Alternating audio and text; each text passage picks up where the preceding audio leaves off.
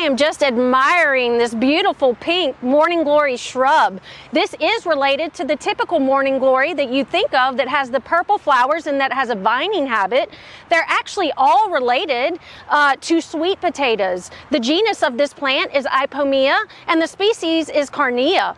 So they are in the same family. Now they have these beautiful heart-shaped leaves, very much like morning glories and typical sweet potato vines, but these grow in a shrub form. This is a tender perennial that with a hard freeze will die back, but it blooms from the spring throughout the summer and into the fall. And do our pollinators just love them? Yes, they do. These are full of bees and wasps and other beneficial pollinators coming in and getting nectar and spreading that pollen. Now, these don't require a whole lot of care. They do prefer full sun or partial sun so that you get more flowers, but it's very easy care. You may need to water them in times of drought. A little fertilizer in the spring will be helpful, but you don't have to do any deadheading. You can prune out dead branches.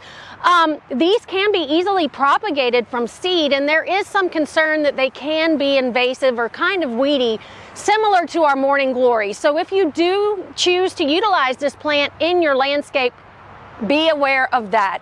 Now, just beautiful blooms, very interesting. The pollinators just love them, and you can enjoy those beautiful pink flowers from the summer, spring, summer into the fall.